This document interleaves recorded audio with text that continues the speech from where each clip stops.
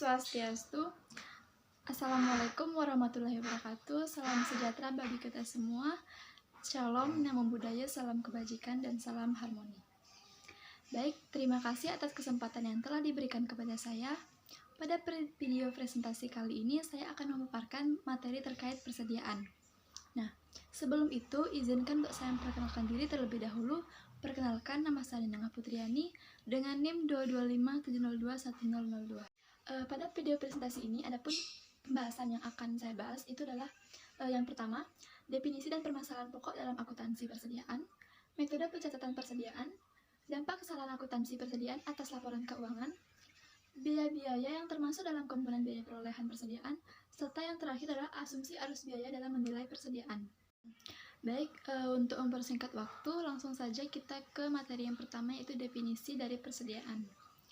Sebenarnya terdapat ada beberapa definisi dari persediaan, tapi saya ambil beberapa, yaitu yang pertama dari seperti tertera pada slide, menurut PSAK nomor 14 tahun 2014, atau menurut pernyataan standar akuntansi keuangan. Yang pertama adalah persediaan adalah aktiva, di mana itu aktiva itu tersedia untuk dijual dalam kegiatan usaha normal. Jadi persediaan ini tuh memang dibeli dengan tujuan untuk dijual dalam operasional perusahaannya. Kemudian persediaan adalah aktiva yang dimana dalam proses produksi dan atau dalam perjalanan. Jadi maksudnya adalah dimana barang tersebut ketika dalam perjalanan darat ataupun laut, ketika persediaan tersebut sudah dibeli, maka persediaan tersebut dianggap sebagai aktiva. Kemudian dalam bentuk bahan atau perlengkapan supplies untuk digunakan dalam proses produksi atau pemberian jasa. Nah, persediaan ini tuh digunakan dalam proses produksi atau proses operasional, entah itu pemberian jasa ataupun langsung dijual. Ini juga terdapat pengertian persediaan menurut Herjanto tahun 2015. Persediaan adalah bahan atau barang yang disimpan dan akan digunakan oleh perusahaan untuk memenuhi tujuan lain. Sebagai contoh, digunakan dalam proses produksi sebagai suku cadang dari peralatan atau mesin maupun dijual kembali. Persediaan itu masuk dalam pengklasifikasian aktiva lancar. Kemudian ke slide selanjutnya, permasalahan pokok dalam akuntansi persediaan. Nah, menurut PSAK atau menurut pernyataan standar akuntansi keuangan nomor 14 tahun 2014, permasalahan pokok dalam akuntansi persediaan adalah jumlah biaya yang harus diakui sebagai aktiva dan konversi selanjutnya sampai pendapatan yang bersangkutan diakui. Pernyataan ini tuh menyediakan pedoman praktis dalam penentuan biaya dan pengakuan selanjutnya sebagai beban, termasuk setiap penurunnya menjadi nilai realisasi bersih atau net realizable value. Kemudian pernyataan ini juga menyediakan pedoman rumus biaya yang digunakan untuk membebankan biaya pada persediaan. Materi selanjutnya adalah metode pencatatan. Dalam akuntansi persediaan itu ada dua, yang pertama metode perpetual dan metode periodik. Pertama, metode perpetual. Metode perpetual adalah merupakan metode di mana pencatatan dilakukan setiap waktu secara terus-menerus berdasarkan transaksi pemasukan dan pengeluaran persediaan barang serta retur atas pembelian barang yang dilakukan oleh sebuah perusahaan. Sedangkan metode periodik adalah metode merupakan di mana metode ini antara akun pembelian dan penjualan itu dibedakan satu sama lain. Secara lebih jelasnya, pada perbedaan itu adalah pada akun metode perpetual itu menggunakan akun persediaan barang dagang dan akun utang dagang atau kas. Dan dalam metode periode itu menggunakan akun retur, pembelian, dan beban angkut. Itu di akun-akun tersebut dibedakan. Secara lebih jelasnya dapat dilihat pada contoh pada slide. Nah, ketika melakukan transaksi, misalnya transaksi pembelian, ketika metode periodik itu maka seperti yang definisinya tadi, periodik adalah metode yang mengklasifikasikan transaksinya ke beberapa akun, seperti akun pembelian, retur, dan beban angkut sesuai dengan transaksi yang terjadi. Maka bagaimana jurnal pembelian itu adalah pembelian di debit dan atau utang dagang ataupun kas di kredit sesuai transaksinya. Sedangkan perpetual itu persediaan barang dagang di debit, utang dagang ataupun kas itu di kredit. Begitu pula dengan letter pembelian, maka di metode periodik ada akun letter pembelian karena dibedakan satu sama lain.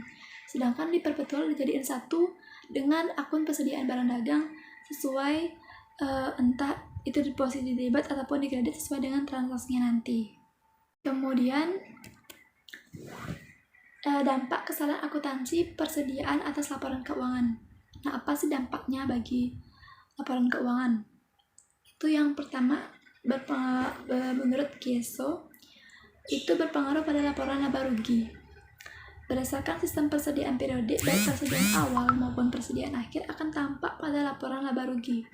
Nah, persediaan itu akan ada akun beban, namanya beban angkut ataupun persediaan beban angkut. Nah, ketika melakukan salah catat itu akan mempengaruhi laporan laba rugi karena bebannya berubah. Kemudian pengaruhnya terhadap laporan posisi keuangan. Nah, perusahaan itu dapat menentukan terkait bagaimana persediaan ini diatur. Jadi karena laporan posisi keuangan itu menggunakan metode aset sama dengan pasipa atau aset sama dengan liabilitas plus ekuitas, maka jika melakukan kesalahan catat pada laporan posisi keuangan pada akun persediaan, maka ketika persediaannya dicatat sebagai kelebihan saji atau bahasanya itu seperti kelebihan pencatatan, maka hal yang berubah adalah di asetnya pun akan kelebihan juga, sedangkan liabilitas tidak berpengaruh. Begitupun sebaliknya jika persediaan itu mengalami pengurangan dalam penyajiannya itu, maka aset dan ekuitas juga berkurang sedangkan liabilitas tidak. Itu dia beberapa kesalahannya. Kemudian ke materi berikutnya itu adalah biaya yang termasuk dalam komponen biaya perolehan persediaan. Nah, menurut PSAK nomor 14 atau Pernyataan Standar Akuntansi Keuangan, terdapat 3 biaya. Yang pertama adalah biaya pembelian. Itu meliputi harga pembelian, entah biaya masuk dan biaya pajak lainnya. Biaya pengangkutan, penanganan biaya lainnya yang secara langsung dapat diatribusikan pada perolehan barang jadi, bahan, dan jasa. Kemudian biaya konversi.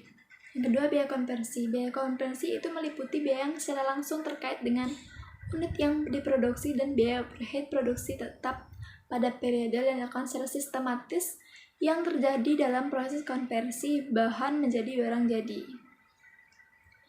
Kemudian yang ketiga, biaya lain-lain. Nah, biaya lain-lain itu dibebankan sebagai biaya persediaan sepanjang biaya tersebut timbul agar persediaan berada dalam kondisi dan tempat yang siap untuk dijual dan dipakai. Materi selanjutnya adalah asumsi arus biaya dalam menilai persediaan. Bagaimana asumsinya? Itu ada menurut Baridwan tahun 2012. Yang pertama, identifikasi khusus. Nah, hal ini tuh mengasumsikan bahwa anggaran itu bahwa arus barang harus sama dengan arus biaya. Jadi sama dia. Kemudian untuk metode yang kedua itu biaya rata-rata. Jadi metode ini tuh menggunakan barang-barang dipakai untuk produksi atau dijual akan dibebani harga pokok rata-ratanya. Kemudian yang ketiga adalah metode pertama keluar. Pertama itu biasa disebut sebagai FIFO atau first in first out. Jadi first in first out itu adalah metode di mana barang yang dibeli pertama itu dijual juga pertama. Begitu juga sebaliknya dengan metode LIFO, last in first out. Jadi barang yang dibeli terakhir itu dijual atau dikeluarkan menjadi barang yang dijual pertama.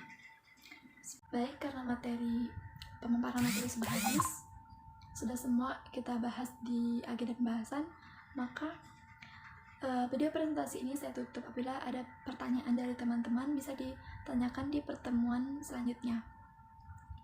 Akhir kata, saya ucapkan terima kasih dan mohon maaf sebesar-besarnya apabila terdapat salah kata dalam penyampaian. Saya tutup dengan Parama Santi. Om Santi Santi Santi Om. Assalamualaikum warahmatullahi wabarakatuh. Salam sejahtera bagi kita semua. Shalom dan budaya, salam kebajikan, salam harmoni.